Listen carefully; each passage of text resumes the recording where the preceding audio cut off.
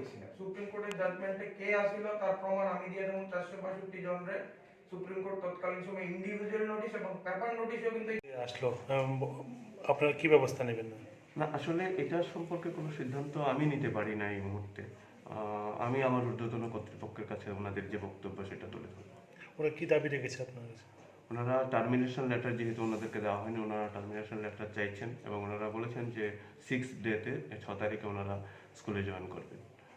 তো এই টোটাল ব্যাপারটা আমি আমার হায়ার অথরিটিকে জানাবো, আজকেই জানাবো, এক্ষুনি জানাবো। ওনার সঙ্গে দেখা করতে এসেছে। আজকে আমরা জয়েন্ট মুভমেন্ট কমিটির 10,323-এর 26তম দিনে আমাদের গণ অবস্থান চালিয়েছি। ওই গণ অবস্থান থেকে আমরা প্রতিনিধিমূলকভাবে রাজ্যের ওয়েস্ট ডিস্ট্রিক্টের ডিস্ট্রিক্ট এডুকেশন অফিসে এসছি একটা বিষয় নিয়ে যে আমরা আমাদের বিদ্যালয়ে জয়েন করতে চাইছি। হয়তো বা আজকের ডেটে দাঁড়িয়ে অনেকেরই এই বিষয়টা অন্যরকম লাগবে, কিন্তু বাস্তবতাটা তাই।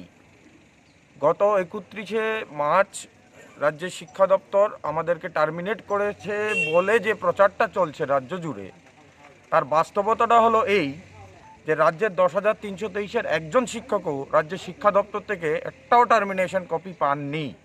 অ্যাজ অন টুডে, আজকে অবধি আমরা কোনো ধরনের টার্মিনেশন কপি পাইনি। যদি আমাকে টার্মিনেট করা হতো তাহলে তো অন্ততপক্ষে একটা টার্মিনেশন কপি আমাদেরকে দেওয়া হতো। সেই জায়গায় দাঁড়িয়ে ইউডাইস কোডে আমাদের বেতনগুলো আসছে, অথবা বেতনের বিল করা হচ্ছে না বলে আমরা বেতনটা পাচ্ছি না। এবং আমাদের যে চাকরি সংক্রান্ত যে একটা নোটিশ দপ্তর থেকে দেওয়া হয়েছিল সেটাতে বলা হয়েছে সিজ করা হয়েছে, টার্মিনেট না। সিজ এবং টার্মিনেশনের মধ্যে ডিফারেন্স আছে।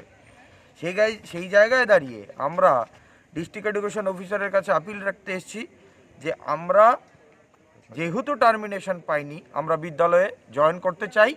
5 দিন রাজ্যের শিক্ষা দপ্তরকে আমরা সময় দিচ্ছি, 5 দিনের মধ্যে সদুত্তর দিক, ব্যবস্থা নিক। আমরা 6ম দিনে বিদ্যালয়মুখী হব, আমরা বিদ্যালয়ে জয়েন করতে যাব, কারণ আমার কোনো টার্মিনেশন কপি নেই। এবং 2017 সালে যে টার্মিনেশন প্লাস অ্যাডহকের অ্যাপয়েন্টমেন্ট আমাদেরকে দেওয়া হয়েছিল তাতে খুব সুস্পষ্টভাবে দপ্তর বলেছিল যে সুপ্রিম কোর্টের ভার্ডিক্ট মূলে নাকি আমাকে টার্মিনেট করা হয়েছে। আমি এই মিডিয়ার বন্ধুদের সামনে যথেষ্ট তথ্য প্রমাণ দিয়ে বলতে পারবো যে সুপ্রিম কোর্ট কাদেরকে নোটিশ করেছিল। সুপ্রিম কোর্ট 462 জনকে ইন্ডিভিজুয়াল নোটিশ করেছিল, পাশাপাশি সুপ্রিম কোর্ট পেপারে যে নোটিশটা ছাপিয়েছিল তাতেও ওই 462 জনের নাম আছে। তাহলে সুপ্রিম কোর্টের নির্দেশ মূলে আমি কিভাবে টার্মিনেট হলাম? যদি দপ্তরই বলে থাকে যে সুপ্রিম কোর্টের নির্দেশ মূলে আমাকে টার্মিনেট করা হয়েছে, আমার কাছে তো সুপ্রিম কোর্টের এই যে নোটিশের কপি সেটা আছে। সুপ্রিম কোর্ট তো 462 জনকে নোটিশ করেছে, তাহলে তো আমি এই জাজমেন্টে নেই, তাহলে আমাকে কেন টার্মিনেট করা হলো? তাই আমরা জয়েন্ট মুভমেন্ট কমিটি সিদ্ধান্ত নিয়েছি, আমরা 5 দিন রাজ্যের শিক্ষা দপ্তরের ব্যবস্থাপনা দেখব, আমাদেরকে বিদ্যালয়ে ফিরে যাওয়ার ব্যবস্থা করুক।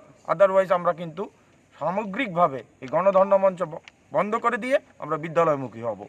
তাতে যদি কোনো বিশৃঙ্খলা তৈরি হয় রাজ্য শিক্ষা দপ্তর